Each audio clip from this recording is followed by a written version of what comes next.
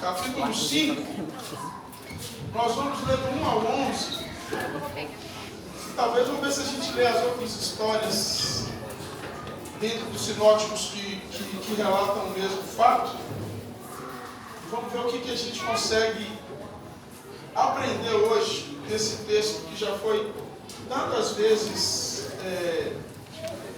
ministrado, ouvido e também lido por muitos de nós. Lucas capítulo 5, do 1 ao 11, e aí a gente pode, de repente, dar uma leitura pelo menos. Marcos, que é curtinho, né? Lucas vai ser quem vai fazer o maior relato, se eu não me engano, desse fato, dessa história. E Paz do Senhor, mudou. E espero que a gente possa aprender e crescer muito hoje. Depois, no finalzinho, eu peço meu amigo para ficar comigo aqui. Sentindo faltar a Bruno, mas alguém tem que trabalhar naquela casa, né? Porque como é que compra teclado no computador? Alguém tem que fazer alguma coisa. Passei uma tarde muito gostosa hoje, sabendo de muitos segredos da vida de certas pessoas, seduções e outras coisas, mas não vou falar que não, fique tranquilo. Né? Sou suportável, se a gente conversar, não vou contar para ninguém. Mas foi muito gostoso passar com os irmãos à tarde, essa tarde, parte da tarde, então almocei, fiquei lá, e estou com um sabor de churrasco até hoje, até agora, coisa boa, tá, gente? Pai, muito obrigado por esse tempo, muito obrigado por essa galera que está aqui, muito obrigado por aqueles que não estão, mas fazem parte, ó Deus, dessa casa, e que o Senhor os abençoe onde eles estejam. Além de André saindo para ver a visitação do parente, que o Senhor, ó Deus, também fale profundamente com eles lá, aqueles que ainda não chegaram, que de repente estão no caminho, aqueles, como a irmã do perigoso, que passam por um momento tão difícil de depressão, faça-nos ser igreja com ela, Senhor, faça-nos amar, ó Deus, a vida dessa irmã, para que ela se sinta sempre acolhida, ó Deus, no nosso meio, e nos ajude, ó Deus, a ser, ó Deus, canal do Senhor para a vida dela. Ó Deus, peço ao Senhor que, assim como o Senhor falou conosco até agora, fale profundamente, ó Deus, através da leitura do livro, ó Deus, através da exposição da tua palavra.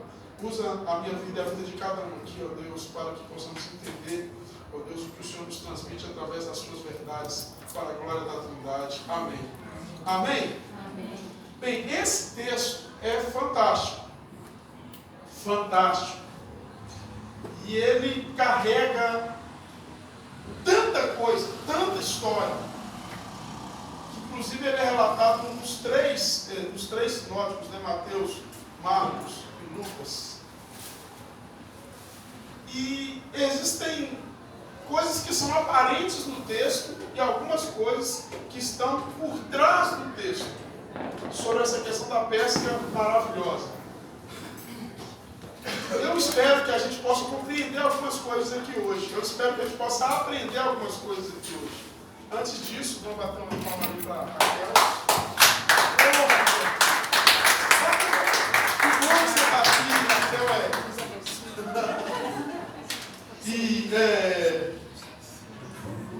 E eu espero que a gente possa crescer muito hoje. O texto nos fala assim, nós estamos lendo Lucas, capítulo 5, verso 1. Aconteceu que, ao apertar a multidão para ouvir a palavra de Deus, estava ele junto ao lago de Genezaré. E viu 2 barcos junto à praia do lago.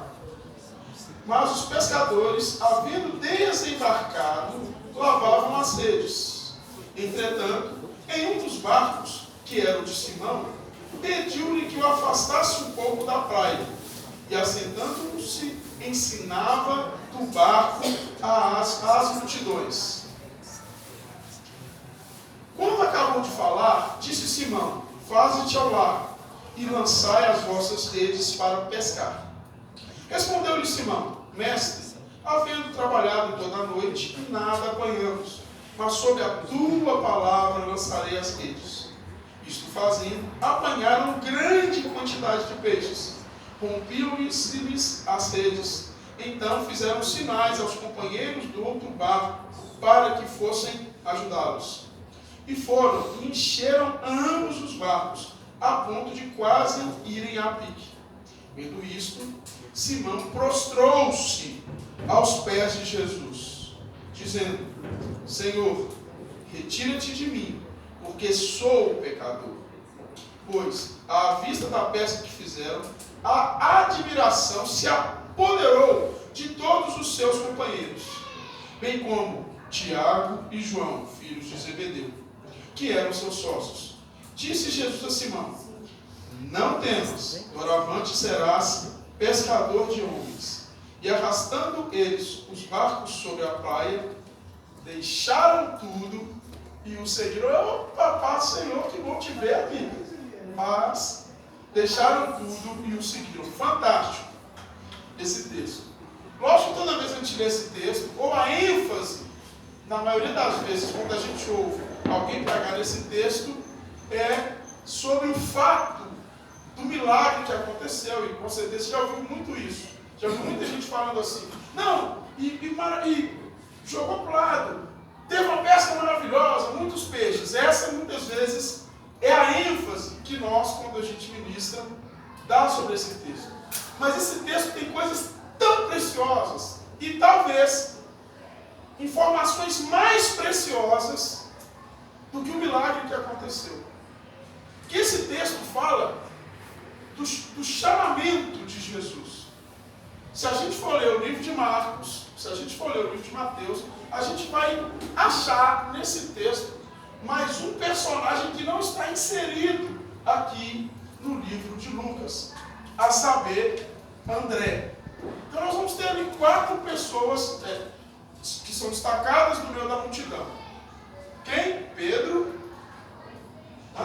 Tiago, João e o André. E esses quatro personagens, eles têm uma peculiaridade. Eles são o quê? Pescadores. Guarda essa palavra, porque essa palavra é importante. Talvez daqui a pouco nós vamos trabalhar um pouco sobre ela. Eles são pescadores. Eles não são pastores de ovelhas. Eles não são sacerdotes. Eles não são levitas. Eles são o quê? Pescadores. Muito interessante isso. Vamos ler também, para ficar claro na nossa mente, já que o texto nos permite, pelo seu tamanho. Vamos ler lá Mateus capítulo 4, se eu não me engano. Deixa eu ver se é isso mesmo aqui. Mateus capítulo 4, verso 18. Eu não anotei direitinho aqui. Mateus capítulo 4, verso 18. Aqui ele é mais curtinho, mas também nos ensina muito. Caminhando Jesus junto ao mar da Galileia, viu 2 irmãos, Simão, chamado Pedro, e quem? Aqui a gente entende que André está fazendo parte desse grupo. E André, que lançavam as redes ao mar, porque eram o quê?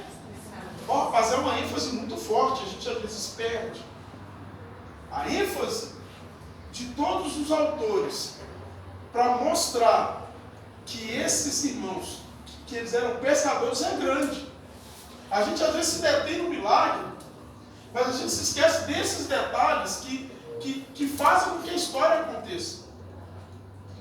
Na Bíblia a gente sempre vai ter isso. Sempre quando uma palavra é repetida muitas vezes, significa que ela tem uma importância muito grande.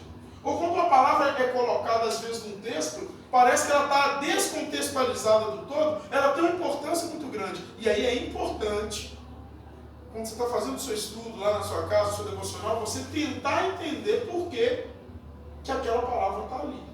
Como eu já disse lá, como eu já ministrou aqui, por exemplo, lá de João, do texto que a Bíblia fala que um homem estava lá no poço. Quantos anos que ele estava lá no poço esperando para ser curado? 38 anos. O texto começa falando assim: havia um homem que era paralítico e todo dia ele era colocado lá no poço. Vocês estão lembrados? De Betesda. Ele era colocado lá no poço. O pessoal passava lá, ninguém jogava ele na água, mas ele, quando Jesus chega lá, Jesus faz a pergunta para ele: você está fazendo aqui? Ele falou: eu estou querendo dar uma mergulhada, porque quando eu dou uma mergulhada aqui, diz que sai curado, e eu estou querendo sair curado, porque todo mundo quer isso, né? Só que eu não consigo ir sozinho. Aí o final do texto traz uma informação que no início não tem. Porque o certo é, havia um homem que 38 anos estava lá. Não, o texto começa assim, o texto começa falando. Tinha um homem que tem tempo que estava lá. Aí no final do texto fala assim: há 38 anos esse homem estava lá.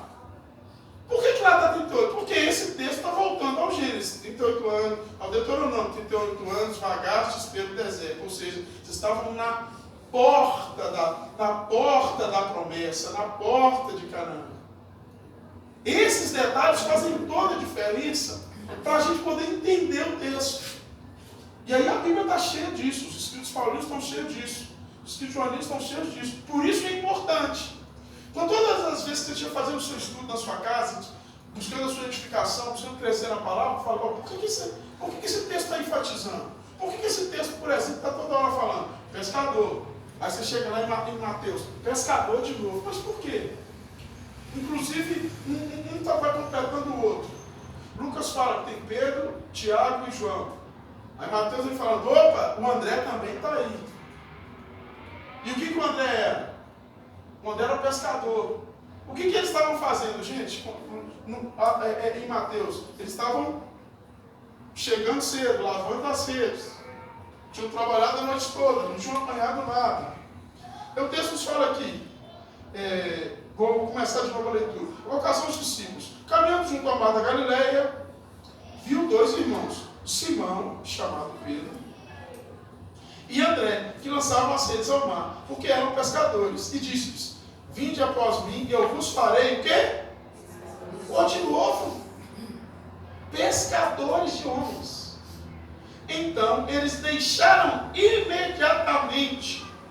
Olha, isso aqui é outra palavra que aparece em todos. Encontrou Jesus, ouviu Jesus e deixou. Deixou imediatamente. Passando adiante, viu dois irmãos, Tiago, filho de Zebedeu, e João, seu irmão, que estavam no barco em companhia de seu... Opa, aqui aparece um elemento que não tem lá em Lucas. O pai dele estava lá também. Então estavam os irmãos, eles estavam no mar, os irmãos e o pai. É coisa que às vezes passa despercebida. A gente geralmente não atenta para o pai, mas o pai dele estava lá também. Dá-se a entender que o pai estava lá, eles estavam fazendo o quê? Trabalhando junto, o presente da família. Consertando as redes. Chamou-os, então, eles, no mesmo instante, deixando o barco, e também deixaram quem? Deixaram o seu pai. E fizeram o quê? Importante esse dado. Tem hora que a gente precisa a gente se detém tanto no milagre que a gente se esquece do mais importante, do grande ensino, da grande lição que o autor quer deixar. E aqui vamos tentar entender um pouco dos contextos que Mateus quer deixar para um povo que está sendo perseguido, para um povo que não tem mais lugar de adoração. Porque quando Mateus escreve o seu texto, o templo está destruído. Quando Mateus escreve o seu texto, não tem mais centro de adoração. Inclusive é um negócio que Jesus nunca fez a cabeça de Jesus, se a gente olhar. Jesus nasce aonde? Em Belém. Mas aonde que ele passa a vida dele? Lá em Nazaré, na região da Galileia. A região que a galera lá era uma galera bem desprezada pela galera lá de Jerusalém. Nesse tempo, nós temos várias coisas que permeiam a mente da galera que mora em Jerusalém. E uma das palavras que nós vamos chamar de santidade, a gente não fala santidade, tem que ser santo, tem que ser santo. Lá em Jerusalém a palavra era ser puro ou ser impuro. Pureza para esse povo era algo importantíssimo. Por isso que os fariseus vão estar sempre criticando essa galera que anda com Jesus. Por isso que os saduceus vão estar sempre criticando essa galera que anda com Jesus. Por quê? Porque para eles, o que leva a pessoa a estar mais perto de Deus, por assim dizer, era a sua pureza. Ou seja, por isso que eles vão virar e falar o seguinte: o seu pessoal está almoçando e não lavou a mão. Eles são puros. Por isso que quando Jesus se deixa afetar, a gente gosta muito dessa palavra, se deixa tocar, ou Jesus toca em alguém, como ele toca no leproso, o pessoal assusta. Por quê? Porque nesse momento, Jesus se torna impuro. Por isso que quando aquela mulher com fluxo de sangue toca em Jesus, ela assusta. Porque o texto, quando a gente lê no português, não dá essa noção para a gente. Mas naquele tempo ela sentiu algo, mas ela assustou, porque ela falou o seguinte: vou morrer. Porque a pessoa que era impura, ela não poderia tocar em alguém que é puro, porque ela o contaminava. E se ela tocasse sem querer, ok, ela ia passar por um ritual de purificação, e essa pessoa que foi tocada também vai passar pelo ritual de purificação para ficar tudo bem. Mas se ela tocasse em alguém por querer, ela era morta. O negócio era difícil. Então aí é mais ou menos isso que passava na cabeça dessa galera lá de Jerusalém. E essa galera uns vigiavam aos outros, para ver se a galera está fazendo as coisas certinho. E quando surgia alguém que eles achavam que era o Messias, ou que era santo, o que é o Messias? É o prometido de Deus. Eles esperavam que Deus enviaria alguém, eles falavam: quando o Messias vier, esse Messias vai ser o quê? Vai ser puro. Esse Messias que vai vir, ele é alguém que não se deixa contaminar. Esse Messias que vai vir, ele é alguém que não se deixa ser afetado pela impureza do outro. Então, se a gente está na sequência, vamos pensar, semana passada nós falamos da encarnação. Hoje nós vamos falar sobre essa questão do chamado, sobre essa questão da caminhada de Jesus. E se Deus permitir, semana que vem nós vamos falar sobre a crucificação, para a gente fechar, pelo menos em 3 domingos, essas questões. Para depois a gente só passar o ano novo junto, vendo aquele negócio tudo. Até fazer umas caminhadas já para me preparar para esse dia. E essa semana eu volto a correr, porque agora eu cismei que eu sou atleta. Agora eu sou corredor. Já formei uma corrida de 5 km, fechei, agora eu sou atleta. Aí vem a pessoa blasfemar. Ele falou que é atlético agora? Então, nesse sentido, o que vai acontecer? Vamos tentar retomar isso aqui. Então, esse é o código de pureza e pureza. E o que a gente espera do Messias? O Messias é puro. Por isso que vai estar na cabeça do fariseu que o Messias vai ser fariseu. Isso aqui é fantástico, gente. Está na cabeça do saduceu que o Messias vai ser saduceu. Está na cabeça do sacerdote que o Messias vai ser sacerdote. Está na cabeça da galera, porque tem gente, nós temos gente de tudo quanto é jeito dentro das nossas religiões. Nós temos gente que, inclusive, não quer misturar com ninguém, porque fala: eu sou melhor que os outros, eu não posso nem andar com ninguém. Que é a galera dos essênios que fica lá no deserto. Porque eles falavam o seguinte: quando o Messias vier, ele vai vir aqui no nosso meio, no deserto. E aí, quando o Messias vier aqui no deserto, sabe para onde vamos levar ele? Lá para Jerusalém, e ele vai restaurar todas as coisas. E quem que esse Messias vai ser? Vai ser um cara que vai andar com a gente, porque a gente tem um código de moral e de ética elevadíssimo. A gente tenta cumprir todos os preceitos. Os essênios eram assim. Os fariseus, eles criaram as 615 leis. Por quê? Porque eles falavam o seguinte: a gente não pode errar em nada. Porque quando o Messias vier, adivinha quem que ele vai escolher? Quem que vai ser a galera dele? Quem que vai ser o povo que ele vai chamar? Quem que vai ser o povo que ele vai chamar para restaurar todas as coisas? Quem que vai ser o povo eleito? Vai ser a gente, os fariseus. Na verdade, é o que está na nossa cabeça ainda. Na verdade, é o que está na cabeça, inclusive, de nós. E eu vou fazer uma crítica para a gente. de nós do mundo evangélico, porque a gente acha que Deus é só nosso e a gente acha que o Messias é só pra gente. Nós temos um problema sério com isso.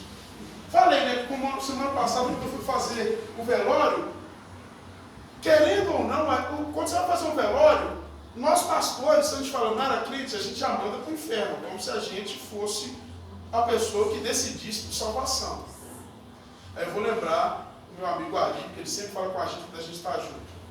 Salvação é departamento de Deus. Mas nós temos essa mania. Porque a gente entende que a gente é puro. Ou que passou pelas águas e agora virou santo. Nós temos essa mania de achar que nós somos a última Coca-Cola do mundo. Inclusive a gente entende que se Jesus viesse, a gente fala assim, quem que vai estar com Jesus? A gente fala só a gente, não é? Nós somos igual o fariseu daquele tempo, gente. Jesus voltou, quem que vai ficar na eternidade? Só a gente que vai ficar na eternidade com Jesus. Porque a gente faz as coisas do jeito que Jesus quer. Eu não estou falando que todo o nosso pensamento está errado, mas eu queria que, nesse culto, onde existe uma graça, a unção do Espírito Santo, a gente também pudesse pensar a respeito da nossa vida como servos do Senhor. De como a gente julga o outro a partir das impressões que a gente tem de Deus. E aí, só para brincar, e eu não vou, você não precisa ficar nervoso comigo, como acontece com essa galera que está aí metendo pau nos caras do Porta dos Fundos. Os caras da Porta do Fundo, eles não são cristãos, eles não são evangélicos, e eles não estão falando na série deles acerca de Deus. É porque a gente acha que eles não estão acerca de Deus, não. Eles estão fazendo uma sátira com o tipo de evangelho que a gente prega. Então é muito legal, porque eles estão falando assim, olha o Jesus que vocês apresentam. O Jesus que vocês apresentam é esse cara aqui, ó, que não gosta de jeito nenhum de gay. Por isso que eles falam Jesus gay, pô. Isso é uma sátira. A gente às vezes confunde, porque a gente vai perder um tanto de pastor falando, vamos cancelar, vamos cancelar. A gente, o pessoal não sente o que é sátira, não. Você faz uma sátira da gente. Que a gente apresenta um tipo de Deus que é assim, a gente apresenta um tipo de Jesus que é assim, por isso que eles estão falando, olha o que vocês estão fazendo, Jesus é assim? Então o que é uma sátira? Eles vão pegar aquilo que a gente fala e eles vão retratar nas personas lá que eles estão apresentando. Tudo bem, não que você tem que assistir não, nem assistir.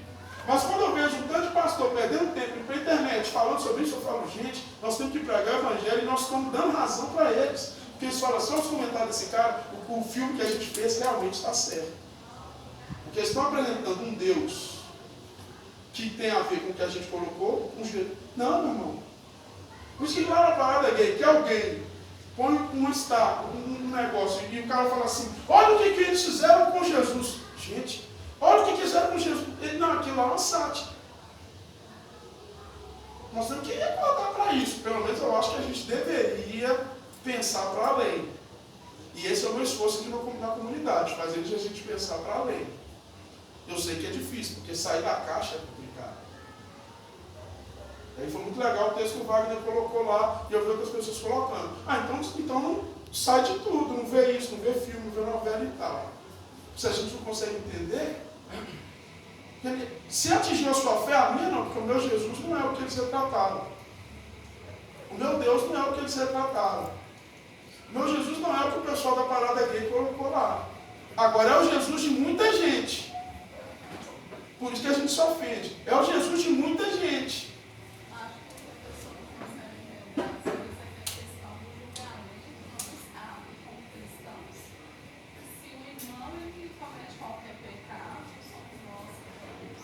Nós não somos juízes de ninguém. Eu fui numa reunião onde o rapaz se apresentou no grupo de libertação e ele tinha associado 16 pessoas.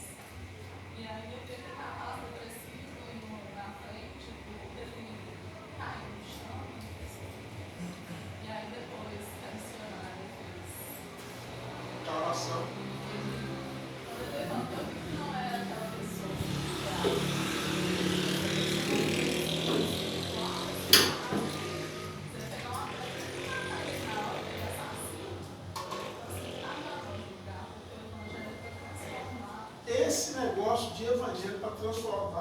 foi com esse Jesus. Esse Jesus foi diferente. Voltando ao texto aqui, por isso que ele vira, aí onde que ele comprou? Gente, ele vai para um lugar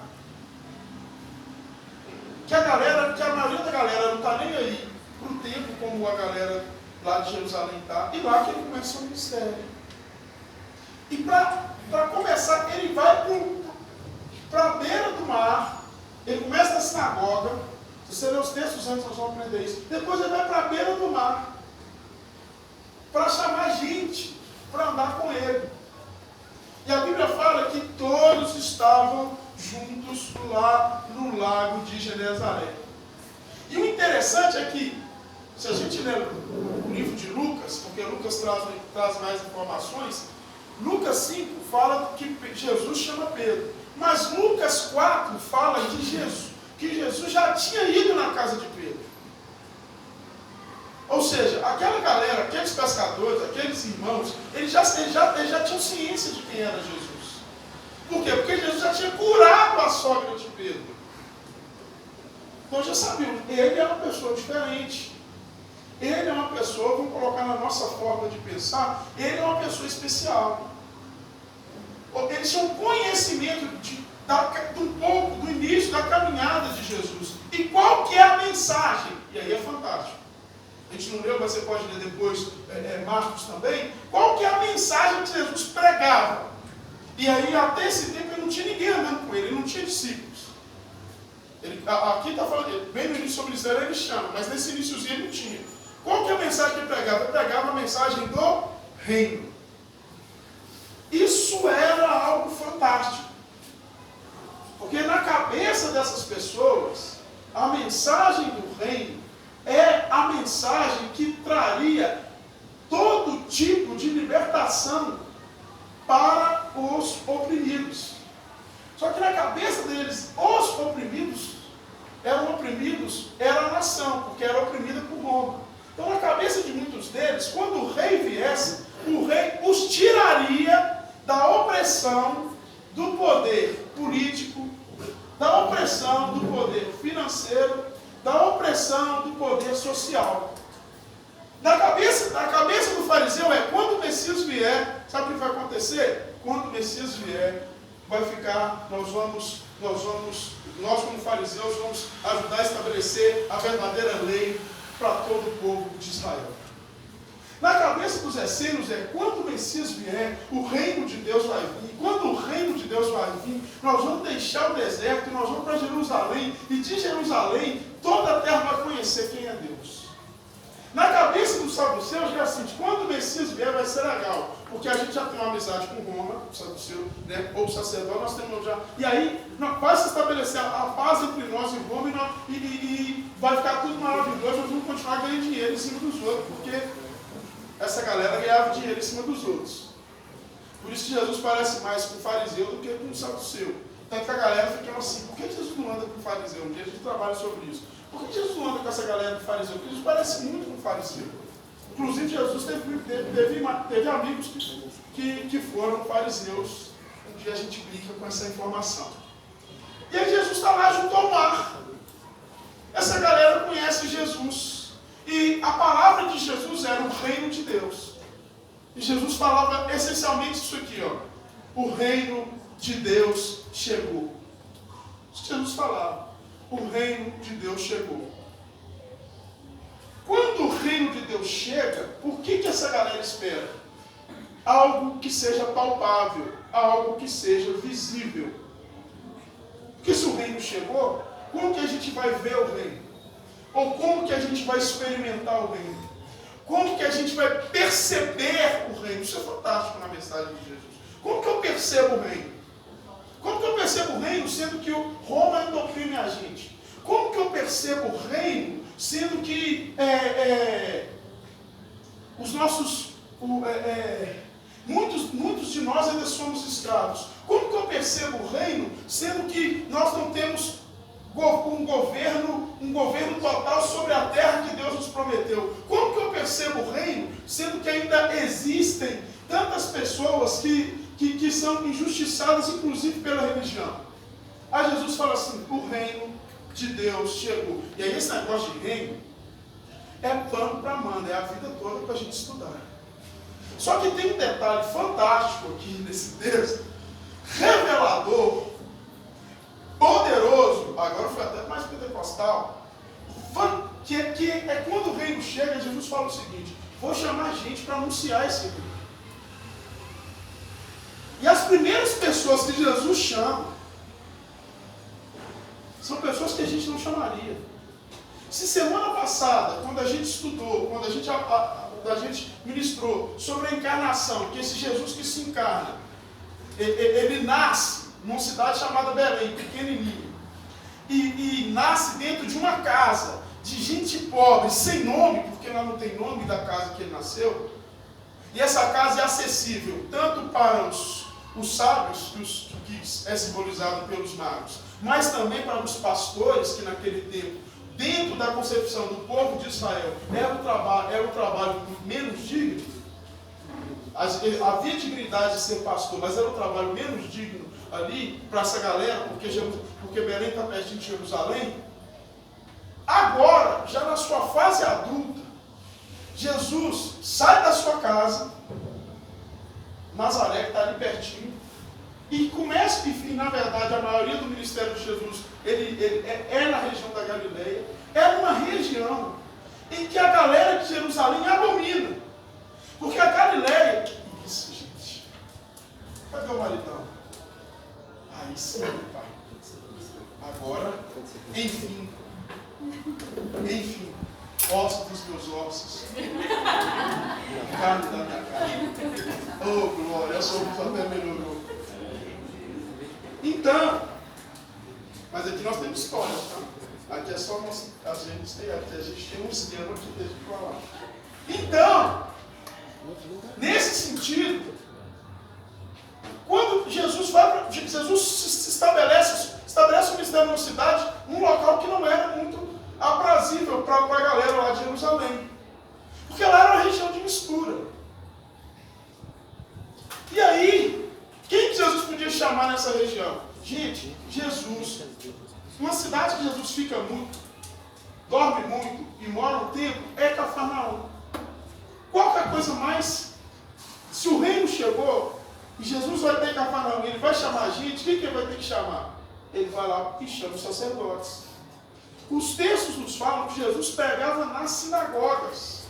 A partir de agora, Jesus sai das sinagogas e começa a ir para a rua. Só que então, se Jesus estava nas sinagogas, se o pessoal estava aceitando o ensino de Jesus, se Jesus tinha abertura para falar, Jesus podia falar o seguinte: eu vou chamar um dream time, gente boa, gente fantástica para poder andar. Obrigado. Professor é isso, está vendo?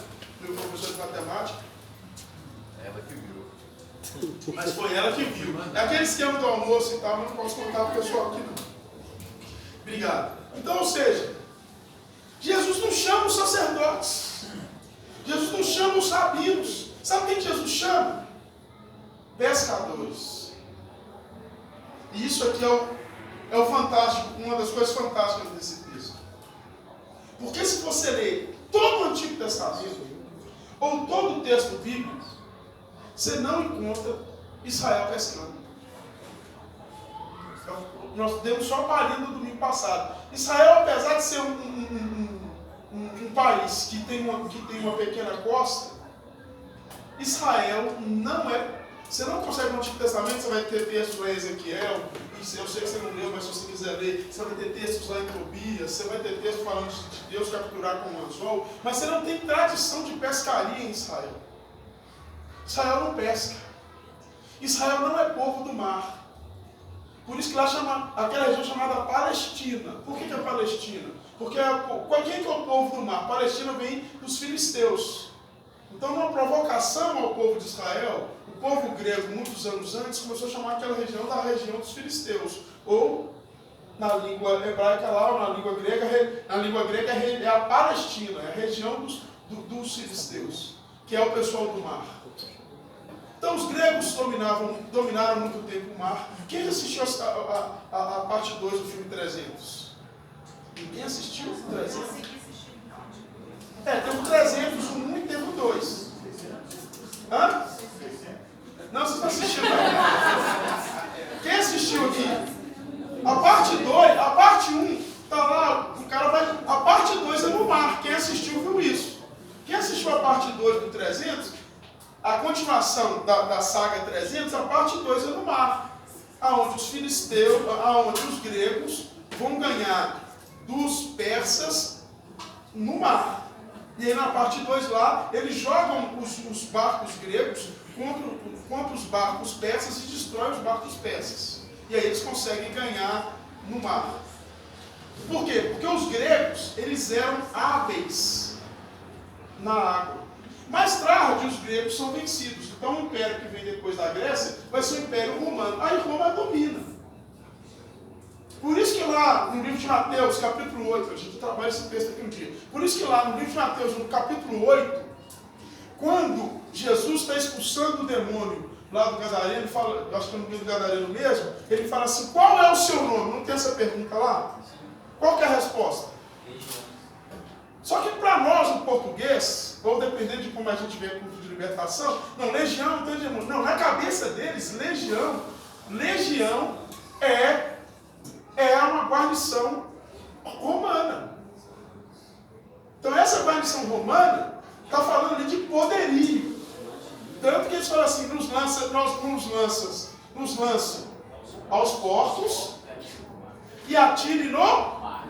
Aí um dia a gente trabalha esse texto, lance nos portos. O judeu odeia porco, mas nós estamos trabalhando em economia. Então na economia do romano vale tudo. Então vale tudo. Não estou nem se vocês odeiam fazer isso, mas eu quero que vocês criam isso para alimentar os nossos soldados. E joga no mar. Mar é o local onde existe domínio romano. Aí Jesus está falando, quando ele faz aqueles atos todos, o seguinte, eu não ligo para o dinheiro de você, eu não vim por causa do dinheiro, eu não vim por causa do poder, e eu não vim por causa do domínio, como vocês fazem. Eu descarto essas coisas da minha vida. Tanto que depois Jesus expulsa isso aí, a galera fica nervosa, só você lê o texto. Por que eles ficam nervosos? Porque eles estão perdendo dinheiro, porque eles estão perdendo poder, porque eles estão perdendo domínio. Mas isso aí é lá para o ano que vem, quando a gente for trabalhar esse texto. Mas é importante a gente entender. A gente poder entender que quando... e aí Jesus faz o que? Jesus é um pescador. Que é um povo que a galera não gosta, porque judeu não pesca. Lá no Antigo Testamento, quando você vê de peixe chegando, esses peixes são importados. E por que judeu não pesca? Lógico que essa pergunta surgiu. Não é? Porque lá no livro de Levítico está escrito que nós temos animais puros e impuros. Ok. Se nós temos animais puros, se nós temos animais impuros, isso significa, e lá fala que nós temos peixes puros e impuros.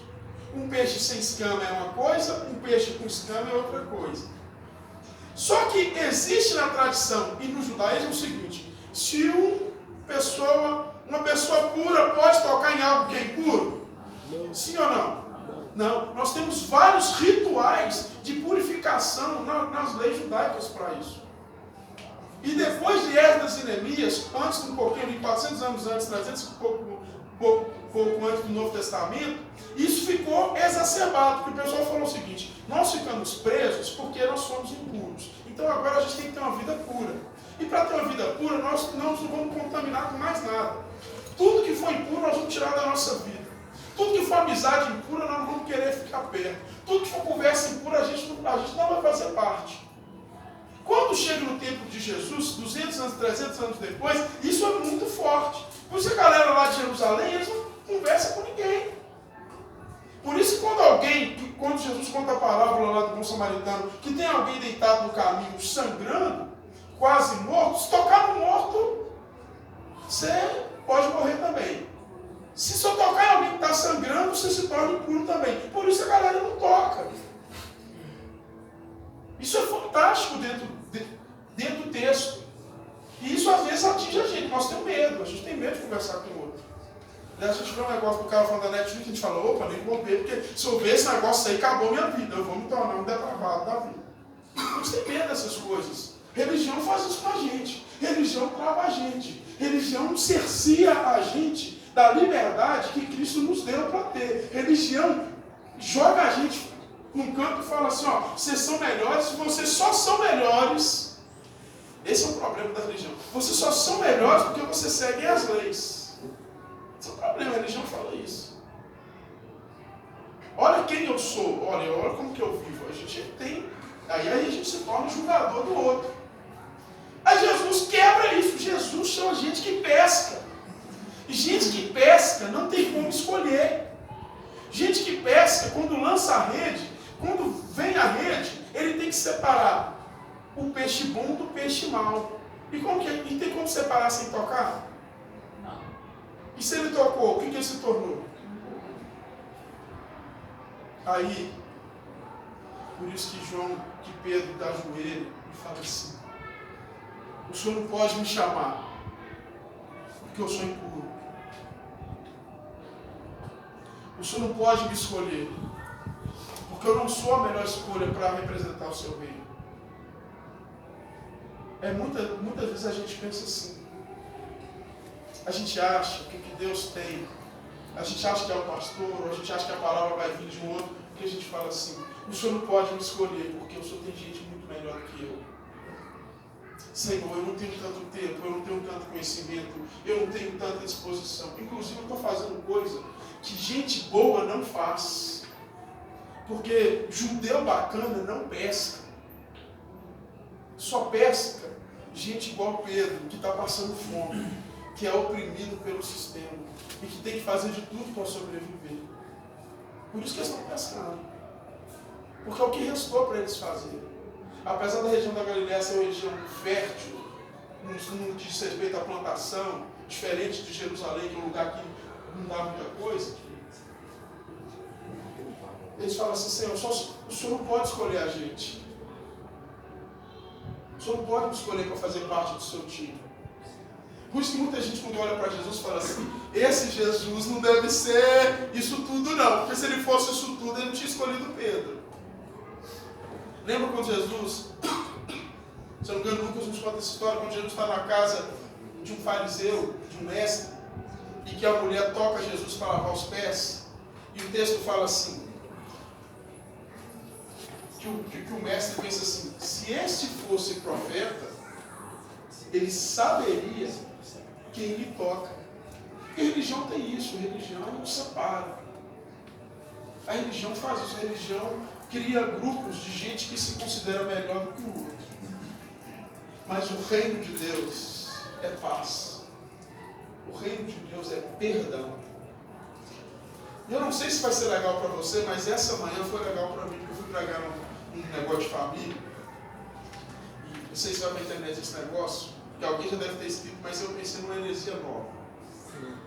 Eu até ia ligar para o Álvaro hoje, falei: Álvaro, alguém já deve ter falado isso, mas eu pensei o seguinte: perdão não libera o outro de você.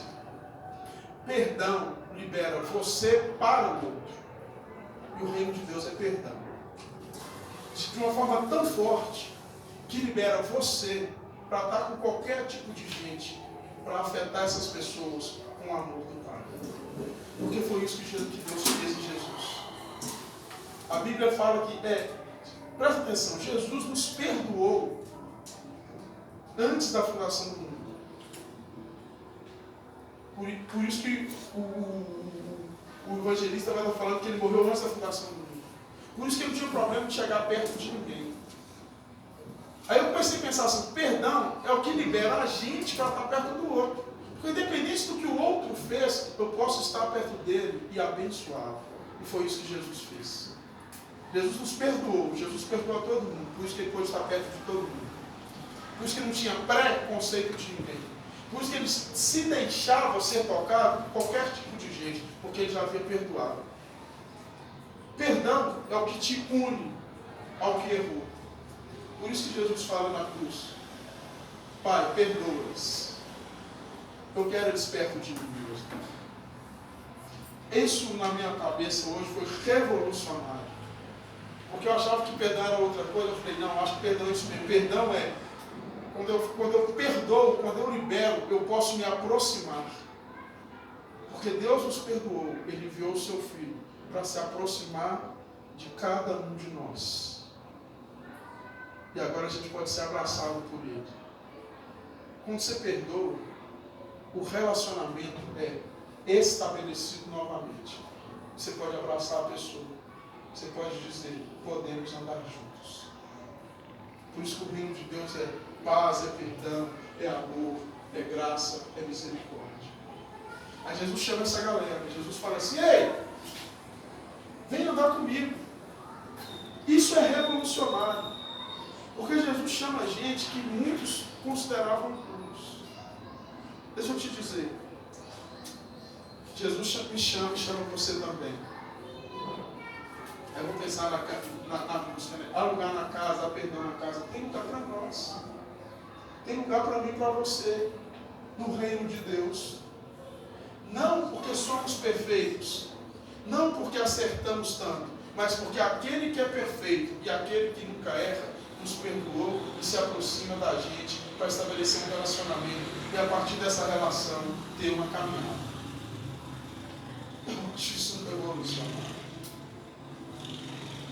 E os fariseus não esperavam isso. Eles esperam que Jesus chame gente que ande certinho. Os saduceus não esperam isso. Mas na verdade a gente não espera isso, porque a gente acha que Deus só vai se aproximar de gente como a gente. Como a gente não, porque a gente finge pra caramba, porque a gente erra, mas a gente gosta de falar que não erra, mas tudo bem. Mas como a gente finge bem, a gente acha que Deus só vai falar com gente como a gente. Mas deixa eu te falar, a cruz é a prova que Jesus perdoou todas as pessoas da face da terra. E se essa pessoa aceita o perdão do Senhor, ela tem, naquele momento, reestabelecido a sua comunhão com o Pai. Aí Jesus está falando com essa pessoa assim. Não, mas Jesus fala assim, não me interessa, se você aceitou o meu perdão, eu já estou aqui, então agora eu posso te abraçar. Agora eu posso andar com você. Eu quero andar contigo, ó Deus. Ser perfeito em sua presença, essa parte é mais difícil, mas vale a pena cantar. Perguntar. Mas Ele nos perdoou. E esse perdão nos trouxe de volta para Ele. Esse perdão pode vir. Aí Ele chama Pedro, Ele chama Tiago, Ele chama João, e Ele chama André. E a galera fala assim, mas Ele não chamou ninguém que é gente boa. Ele chamou gente que é impuro.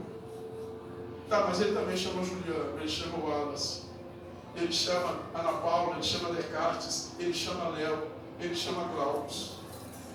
Mas como é que Deus chama esse tipo de gente?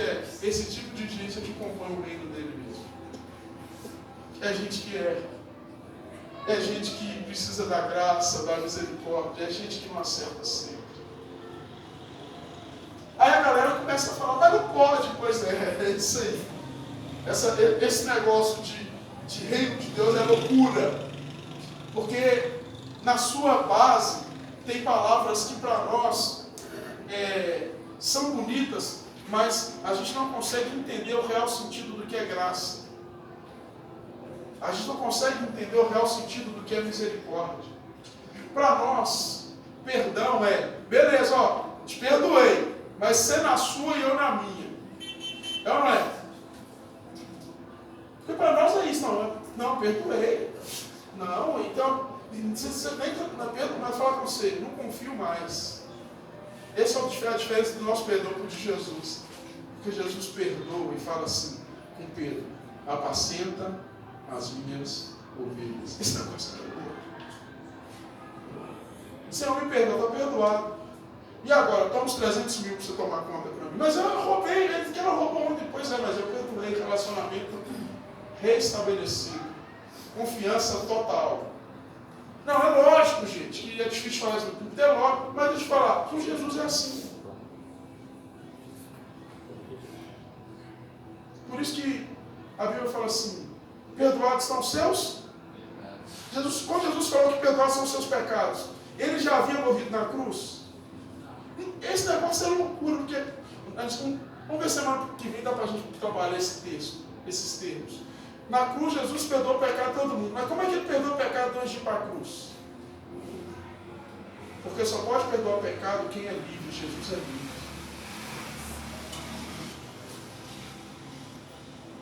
E E por isso que a Bíblia fala: conhecereis a verdade, tereis relacionamento com essa verdade, e vocês também serão livres. E quando vocês forem livres, vocês vão poder se aproximar de todo tipo de gente. Esse negócio é loucura demais. E nós estamos tentando entender esse negócio, e até hoje a gente não consegue pôr esse negócio em prática. Porque como a gente trabalha a partir do mérito, a gente trabalha a gente trabalha a liberdade a partir do mérito. Merece ou não merece? Jesus fala: não, é graça. Lógico que graça tem seus pressupostos. Podemos ler o texto do Bonhoeffer aqui. Lógico que graça tem um preço. Mas a graça aproxima. A graça restabelece relacionamentos. A graça faz marginalizados os santos do Senhor. Esse povo que era marginalizado lá da Galileia se tornaram os apóstolos do Senhor, os seguidores do Senhor. E se houve esperança para eles, há esperança para nós.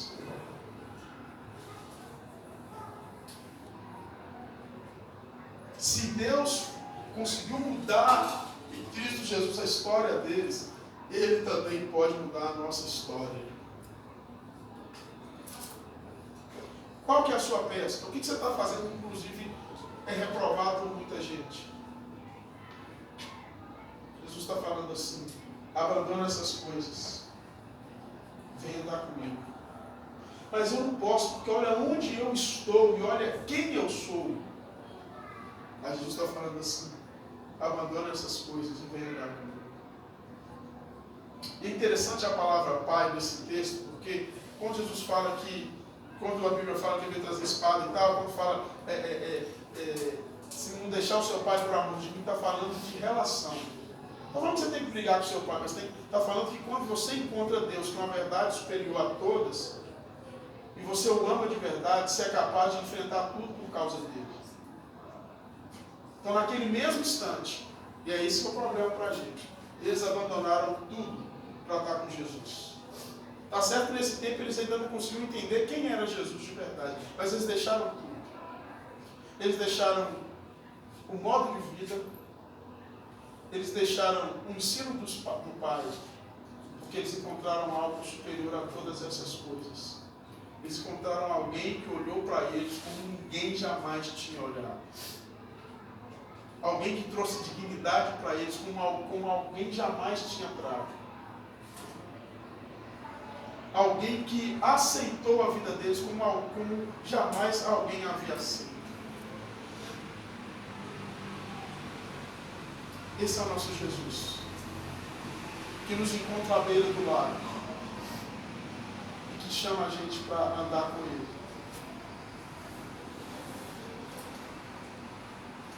A Bíblia fala que aqueles que creem e aceitam a Jesus, Deus o poder de serem feitos filhos de Deus. Mas como essa pessoa é filha de Deus? Isso é fantástico, meu Evangelho. Isso é fantástico nessa concepção do que é reino de Deus. Isso é fantástico. Agora é filho de Deus. Agora Pedro é filho de Deus. E aqui é legal, porque aqui a gente tem nomes como André. Ninguém acha que Jesus vai chamar André. Porque André, inclusive, até já se desviou das concepções judaicas. André é nome grego. Jesus chama um cara que chama André, que tem nome grego. Deixa eu te falar, Jesus pode chamar alguém que chama Descartes. Jesus chama alguém que chama Juliano. Talvez não tenha história, não tenha lastro. Aí a gente fala: quem eu posso ser em Deus? Filho. Filho. Pode vir André. Pode vir Tiago também. Não pode vir Tiago. Pode vir Simão. Pode vir João.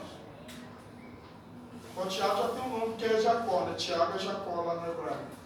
Explico isso aí outro dia. Pode vir. Tem lugar para todo mundo.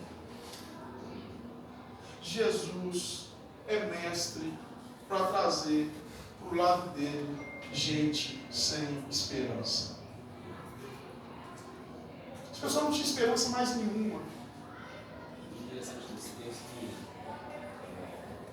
o início do ministério de Jesus é nessa pescaria, né? Nessa região. Ele faz o pessoal pegar essa pesca toda, e o maior milagre não é essa pesca, o maior milagre é as pessoas entenderem que, já andando ali próximos dele, reconheceram que ele realmente era Jesus e deixaram Jesus entrar no coração. Foi onde seguiram Jesus. Acho que esse é o maior milagre desse texto. É legal a gente deixar Jesus entrar no coração. A gente pensar na semana passada da manjedoura, né? Dentro de uma casa. Eu vou estar indo esquentar o lanche para nós.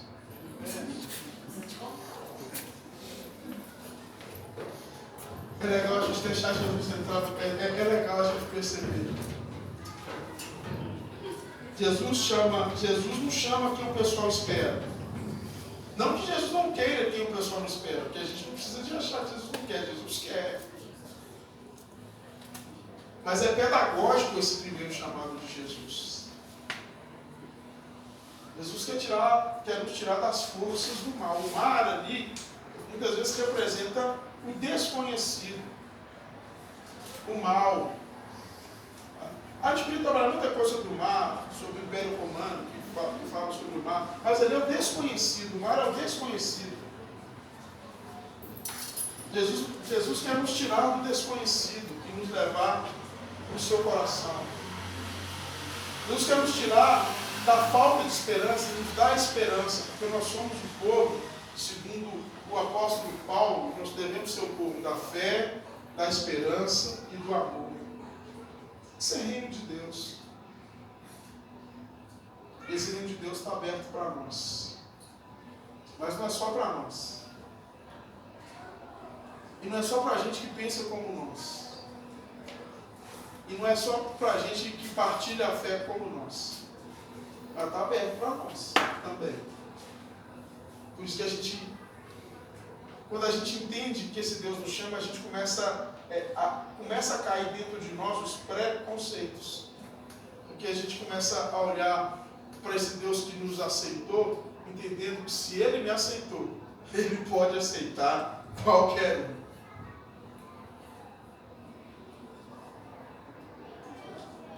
um. O mar é o antirreino. O mar é o desconhecido. A Bíblia fala que em Jesus Cristo habitou toda a plenitude do Deus Altíssimo. Jesus traz consigo toda a bondade, toda a graça, todo o perdão, toda a reconciliação do reino, que está disponível para mim e para você. Então, essa noite, Jesus diz assim: vem, Cleio, vem, Tamires, vem, Thaís. Jesus fala. Essa galera abandonou, deixou tudo. E esse é o nosso problema. Porque a gente tem medo de deixar tudo. A gente tem medo de descansar e de confiar de verdade.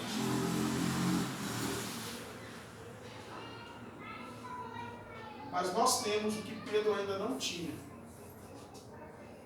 O que mais tarde ele recebe lá em Pentecostes, que é o Espírito de Deus. Então a gente precisa de confiar. E a gente precisa de aprender a andar pela fé. Mesmo sem merecer. Aí vem a graça. A gente precisa de entender que as misericórdias do Senhor se renovam sobre as nossas vidas todos os dias. A gente precisa de entender que a graça do Senhor está sobre nós. A gente precisa de entender que esse chamado do Senhor para nós é para dentro do coração dele.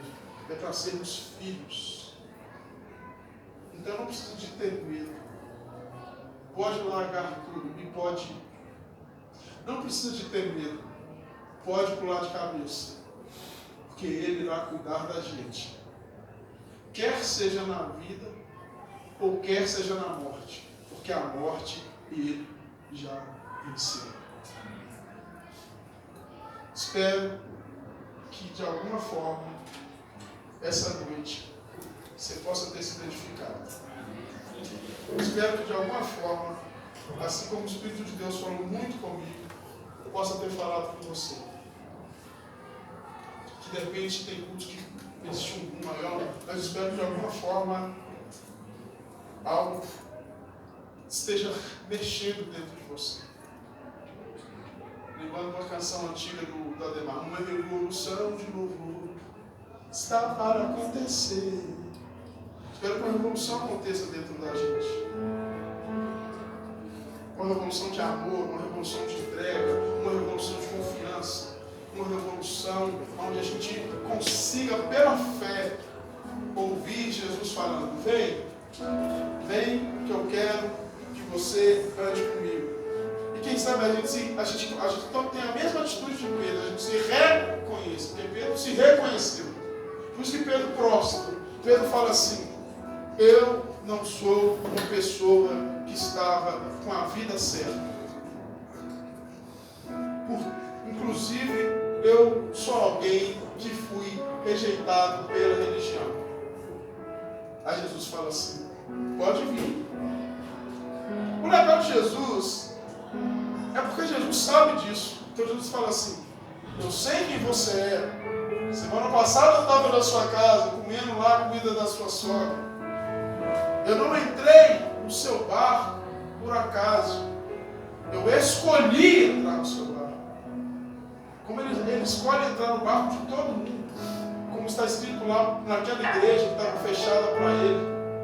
Se eu não me engano, Laodiceia. A igreja estava fechada para ele. Ele fala assim: eis que estou à porta e bato. Apocalipse 3:20. Ele quer entrar. É só a gente deixar. Ele quer fazer parte da caminhada. É só a gente deixar. Ele quer. Ele está aberto. Por isso que a cruz é o símbolo. Presta atenção. A cruz é o ápice, mas a cruz é o símbolo da vida que ele teve. Porque não foi na cruz que ele perdoou todo mundo. Ele já tinha perdoado, gente. A cruz é o símbolo, é o arquétipo, é o lugar maior. Mas ele já tinha falado com gente assim: seus pecados estão perdoados. Na verdade ele está falando assim: eu estou livre para estar perto de você, eu estou livre para te amar, eu estou livre, inclusive, para você andar comigo.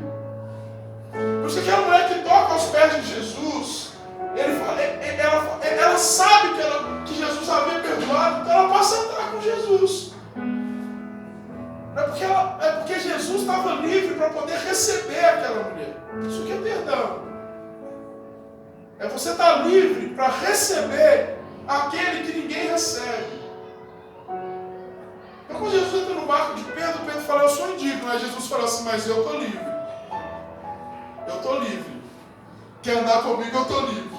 Religião não me aceita. Eu estou livre. E se o Pai vos libertar, vocês vão estar livres também.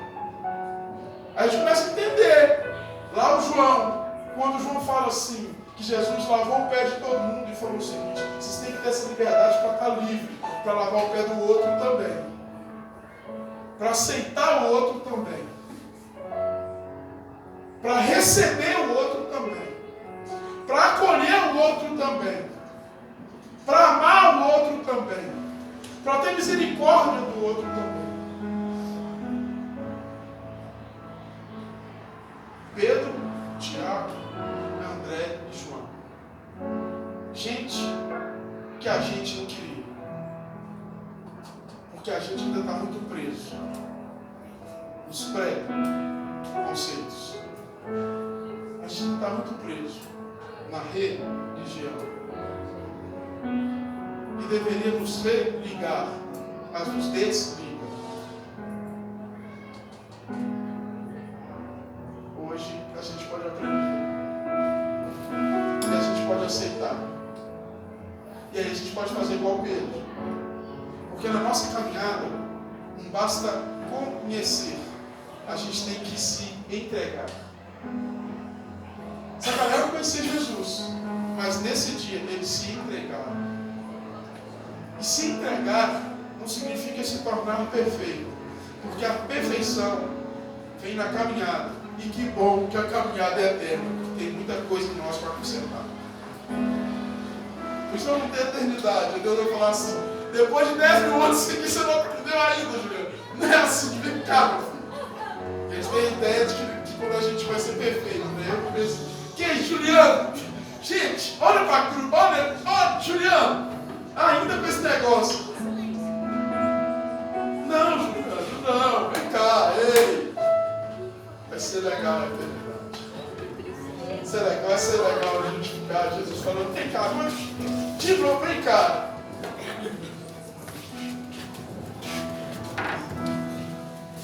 Amém. Pai, muito obrigado por essa noite. Muito obrigado por cada irmão precioso nessa casa. Muito obrigado por Cristo. Muito obrigado por Cristo nos chamar. Muito obrigado.